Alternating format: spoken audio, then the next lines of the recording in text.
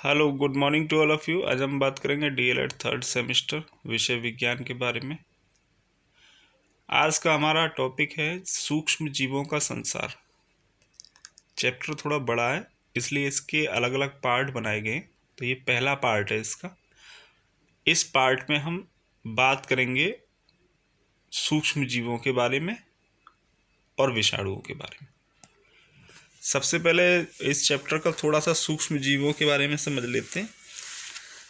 तो सूक्ष्म जैविकी का जो जनक है वो एंटोनी वॉन लीeuwenhoek को कहा जाता है।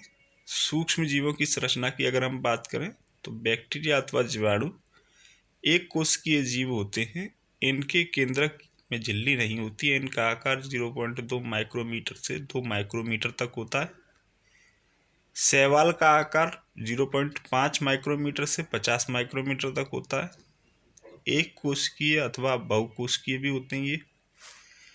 कवकों का आकार 2 माइक्रोमीटर से 10 माइक्रोमीटर तक होता है। इनका संगठन जटिल होता है। कवकों में झिल्ली युक्त केंद्रक होता है। इनमें हिस्टोन प्रोटीन के चारों ओर डीएनए का आवरण होता है।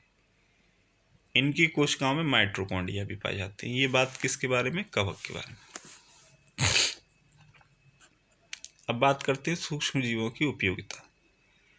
सूक्ष्म जीवों के मानव जीवन में अनेक उपयोग हैं। इनका उपयोग भोजन के उत्पादन में, जैसे दही पनीर वगैरह बनाने में, भोजन को खमीरीकृत करने में, दूध से जल को शुद्ध करने में, किण्वन की प्रक्रिया में और बायोगैस रिएक्टर में मीथेन गैस के उत्पादन में किया जाता है। विभिन्न प्रकार के सूक्ष्म जीवों की अगर बात करें तो इस पूरे अध्याय के अंतर्गत 4 प्रकार के जीवों को बात की गई है। सूक्ष्म जीवों की विषाणु, जीवाणु, प्रोटोजोआ, कवक और शैवाल। और इन्हीं चारों के ऊपर अलग अलग स्लाइड जो है प्रेजेंटेशन बनाई गई हैं और वही 4 वीडियो आपकी अलग अलग आएंगी, पार्ट 1, पार्ट 2, पार्ट 3, पार्ट 4 करके। ठीक है। तो ये पहला टॉपिक जो पार्ट 1 हम जो रीड कर रहे हैं, इसमें आपका विषाणु के बारे में हम लोग बात करेंगे। तो विषाणु क्या है इसको समझते हैं। प्रोटीन एवं न्यूक्लिक अम्ल के बने उपकोषीय संरचना वाले परजीवी को विषाणु कहते हैं। इनका आकार तथा संरचना बैक्टीरिया से भी सूक्ष्म होता है। इनकी खोज इलेक्ट्रॉन सूक्ष्मदर्शी की सहायता के आविष्कार के बाद हुई थी, है ना। इसको इसके बिना देखा नहीं जा सकता है। तो जब तक इलेक्ट्रॉनिक सूक्ष्मदर्शी की खोज नहीं हुई तब तक इनकी भी खोज नहीं कर पाए हम लोग। जब उसका आविष्कार हो गया तो इसकी खोज हो गई थी। ठीक है। अच्छा, इसी संदर्भ में कुछ जो खोजें हुई इस विषाणु के संदर्भ में, तो उसमें एक लॉयफ्लर तथा फ्रॉस्ट ने सन 1897 में पशुओं में खुरपका और मुंहपका का रोग का पता लगाया था। वॉल्टर रीड ने सन 1902 में मनुष्य के पीत ज्वर विषाणु का पता लगाया। 1909 में लैंडस्टीनर तथा पॉपर ने, साइंटिस्ट का नाम है लैंडस्टीनर तथा पॉपर, इन्होंने सन 1909 में पोलियो विषाणु का पता लगाया था। ठीक है। सन 1909 के बाद आगे इसी विषय में जो है और संदर्भ में खोज हुई। तो एक सन 1909 में मुर्गी के कैंसर रोग के बारे में पता लगाया गया कि मुर्गियों में जो कैंसर रोग होता है उसका कारण भी क्या है? विषाणु होते हैं। ठीक है। तो ये विषाणु के जो जहाँ विषाणु पाए जाते हैं, जिन इनकी वजह से जो रोग संभव हुए, उनके बारे में ये जानकारी है। इसके अलावा एक और ये दे रखा है लास्ट में, इसका है सन 1915 में। ये आपको इसमें थोड़ा सा दिख नहीं रहा है। सन 1915 में, इस लाइन को आप लिख लेना है ना, अलग से मैं बोल रहा हूँ। सन 1915 में टोआर्ट तथा डी हेरेल, टोबार्ट, TWORT, टोआर्ट, ठीक है, तथा डी हेरेल ने बैक्टीरियोफेज, ठीक है, बैक्टीरियोफेज का पता लगाया। और इसके बाद हम बात करते हैं वायरस की संरचना की, यानी विषाणु की संरचना की हम बात करते हैं। तो इनका आकार 15 माइक्रोमीटर से 210 माइक्रोमीटर तक होता है। ये कोई फिक्स नहीं होता है ना। इससे और बड़ा भी हो सकता है, इससे थोड़ा बहुत छोटा भी हो सकता है। ये एक मोस्ट ऑफ की रेंज बताई जाती है कि लगभग सभी जीव जो हैं इसी बीच में पाई जाती है। तो विषाणुओं का जो आकार होता है, ज़्यादातर विषाणुओं का 15 माइक्रोमीटर से 210 माइक्रोमीटर तक होता है। लेकिन चेचक का विषाणु सबसे बड़ा होता है और जिसकी माप 350 माइक्रोमीटर तक होती है। सभी विषाणुओं के चारों ओर प्रोटीन का एक खोल होता है जिसे कैप्सिड कहा जाता है। इसके अंदर नाभिक अम्ल का केंद्रीय कोड होता है। पादप वायरसों में नाभिक अम्ल आरएनए तथा जंतु वायरसों में डीएनए होता है। अब बात आती है विषाणु का वायरस आवरण। आवरण के लिए क्या करना? जंतुओं के वायरस में कैप्सिड के बाहर एक परत होती है।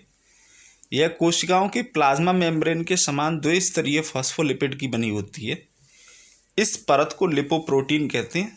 इसकी बाहरी सतह पर ग्लाइकोप्रोटीन के स्पाइक होते हैं, छोटे छोटे रेसी टाइप के, जैसे हमारे शरीर पर रोंगटे होते हैं इस तरीके, जिन्हें पेप्लोमर कहते हैं। स्पाइक में रुधिर के अणुओं को आपस में चिपकाने के लिए दो प्रकार के प्रोटीन होते हैं, एग्लूटिनिन्स और न्यूरामिनिडेज। अब बात आती है विषाणु के एंजाइम। विषाणु में लिपोप्रोटीन परत में पाए जाने वाले एंजाइम के अतिरिक्त कुछ सहायक एंजाइम पाए जाते हैं जो न्यूक्लिक अम्ल में होते हैं। जब ये एंजाइम परपोषी कोशिका में प्रवेश करते हैं तो वायरल गुणसूत्र के द्विगुणन एवं अनुलिपीकरण को प्रेरित करते हैं। विषाणु के प्रकार: जंतु वायरस, पादप वायरस और जीवाणु वायरस। जंतु वायरस में डीएनए और आरएनए पाई जाती हैं, जिसकी वजह से तमाम अलग अलग प्रकार के रोग होते हैं। विषाणुओं में जनन की अगर बात करें तो विषाणु परजीवी होते हैं। सजीव कोशिकाओं के बाहर यह निर्जीव न्यूक्लियो प्रोटीन के रूप में पाए जाते हैं। परपोषी कोशिका में प्रवेश करने के पश्चात विषाणु परपोषी के जीनोम को नष्ट कर देते हैं। इसके बाद परपोषी की उपापचयी यांत्रिकी का उपयोग करके अपने जीनोम तथा कैप्सिड प्रोटीन अणुओं का संश्लेषण करके संतति कणों को जन्म देते हैं। इस प्रकार विषाणु कणों में तेजी से वृद्धि होती है। इस प्रकार के जीवन चक्र को लाइटिक चक्र या पोषक कोशिकीय चक्र या परजीविता चक्र कहते हैं। विषाणुओं में जनन के निम्नलिखित चरण हैं या प्रकार हैं। चरण के जो निम्न प्रकार हैं: सबसे पहले अधिशोषण। विषाणु कणों का परपोषी कोशिका में चिपकना अधिशोषण कहलाता है। ग्लाइकोप्रोटीन या लिपोप्रोटीन बैक्टीरियोफेज के पुच्छ प्रोटीन विषाणु के खोल के बीच अभिक्रिया करते हैं और ये प्रोसेस क्या कहलाती है? अधिशोषण। वेधन। स्प्रिंग के समान आकृति की पूंछ के सिकुड़ने से वायरस का डीएनए जीवाणु कोशिका में प्रवेश कर जाता है, लेकिन प्रोटीन खोल बाहर ही रह जाता है। परपोषी कोशिका में पादप एवं जंतु विषाणु प्रोटीन खोल के साथ ही प्रवेश कर जाते हैं। पादपों में पादप विषाणु पौधों की पत्तियों की क्षतिग्रस्त सतह से प्रवेश करते हैं। जंतुओं में परपोषी कोशिकाओं के साथ ही जंतु विषाणु प्रवेश करते हैं। यह जो प्रवेश होता है वो सीधा भेदन या समीकरण या अंतः कोशिका पारण के द्वारा होता है। यह इस प्रकार से हो सकता है। अगला स्टेप जो होता है वो होता है अनावरण। इस चरण में परिपोषी कोशिका के बीच का न्यूक्लिक अम्ल, प्रोटीन खोल, आवरण और लाइटिक एंजाइम को नष्ट हो जाते हैं। इसके बाद अगला स्टेप होता है संश्लेषण, प्रावस्था तथा परिपक्व। वायरल न्यूक्लिक अम्ल का बार बार द्विगुणन होता है तथा खोल प्रोटीन व एंजाइम के संश्लेषण को भी उत्तेजित करता है, जिससे वायरल डीएनए प्रोटीन खोल के मिलने पर नए विरियन का निर्माण करते हैं, यानी छोटे छोटे नए विषाणुओं का। विमुक्त। विरियन परपोषी कोशिका के फटने पर विमुक्त हो जाती हैं। ये नई परपोषी कोशिकाओं को संक्रमित करते हैं। बैक्टीरियोफेज का लाइटिक चक्र जो होता है 15 से 30 मिनट होता है जीवों में, और जंतुओं में जो होता है ये 15 से 30 घंटे का होता है। अब आती है विषाणुओं से जो रोग होते हैं, वायरल रोग क्या क्या होते हैं। तो पादप में विषाणु मुख्य रूप से हरे पौधों की पत्तियों की कोशिकाओं को नष्ट कर देते हैं। मनुष्यों में जुखाम, इन्फ्लुएंजा, पीत ज्वर, एड्स, कैंसर, डेंगू आदि विषाणु जनित रोग है। संक्रमण और रोग के पहली बार लक्षणों के विकास के बीच के समय को हम उद्भवन काल कहते हैं। इसका समय अनिश्चित होता है। वायरल रोगों के प्रकार: सबसे पहला विरल, किसी भी स्थान पर किसी भी व्यक्ति में संभव। स्थानिक, क्षेत्र विशेष में इस प्रकार के रोग पाए जाएंगे। महामारी, एक बड़े क्षेत्र में। और सर्वव्यापी जो होती है, ठीक है, एंड जो जिस तरीके से ये कोरोना फैला है सर्वव्यापी, मतलब कहीं भी पूरे विश्व में है ना, हर जगह। तो इस प्रकार के रोग को हम सर्वव्यापी वायरल रोग कहते हैं। वायरल रोगों के संक्रमण का जो कारण होता है या इसको एक स्थान से दूसरे स्थान तक ही कैसे जाता है, तो उसके संसाधन जो है वो है वायु द्वारा, जिसमें खसरा, जुकाम, चेचक, छोटी माता फैलती हैं। मूत्रजनन मार्ग द्वारा, जिसमें HIV है। और संक्रमित जानवर के काटने से, जिसमें रेबीज और डेंगू है। संक्रमित सुई से हेपेटाइटिस बी, HIV वगैरह। संक्रमित भोजन से हेपेटाइटिस बी। संक्रमित जल से पोलियो। ये रोग जिनके फैलने के क्या कारण हो सकते हैं संभवतः वो है। विषाणु संक्रमण के प्रति प्राकृतिक सुरक्षा। हमारा शरीर इन विषाणु संक्रमण के प्रति अपने आप को कैसे सुरक्षित रखता है, तो उसके लिए हमारे पास 2 कंसेप्ट हैं। एक से क्या क्या है, एक तो शरीर का प्रतिरक्षा तंत्र और दूसरा इंटरफेरोन। दोनों ही शरीर अपने आप स्वयं काम करता है। परपोषी के शरीर में जाने के बाद विषाणु परपोषी की शारीरिक क्रियाओं में बाधा उत्पन्न करते हैं, क्योंकि विषाणु प्रतिजन होते हैं, इसलिए यह विष पदार्थ उत्पन्न करते हैं। शरीर का प्रतिरक्षा तंत्र परजीवी व उससे पैदा होने वाले विष को नष्ट कर शरीर को रोगों से बचाते हैं। और इंटरफेरोन में क्या होता है, आइजैक्स एवं लिंडमान ने बताया कि विषाणु संक्रमित कोशिकाओं में ग्लाइकोप्रोटीन बनाता है।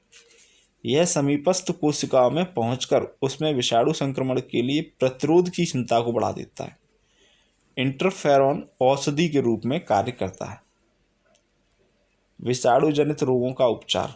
इसके लिए हम उपचार के तौर पर क्या कर सकते हैं, मेनली जो विषाणु जनित रोग होते हैं तो ये सामान्य रोग नहीं है ना, तो इनको एक तरीके का टोटल स्टे देना जरूरी होता है, जिसमें हम टीका लगाना, रसायन चिकित्सा के द्वारा, या फिर विषाणु पोषक कोशिका विशिष्टता, यानी उसी विषाणु से संबंधित एंटीडोट तैयार कर लेना।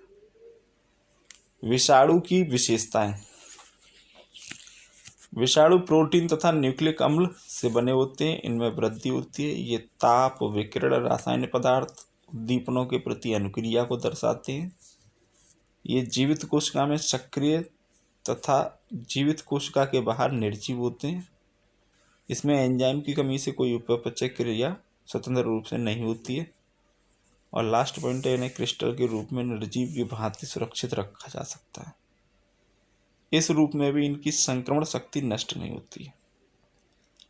विषाणु के उपयोग कहाँ कर सकते हैं, यह सजीव एवं निर्जीव के बीच की कड़ी होती है।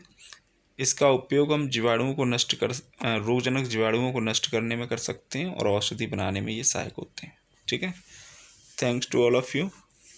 और आप लोग थोड़ी अच्छे से मेहनत करते रहिएगा ना। कोई दिक्कत हो तो उसका मुझे कमेंट करिएगा।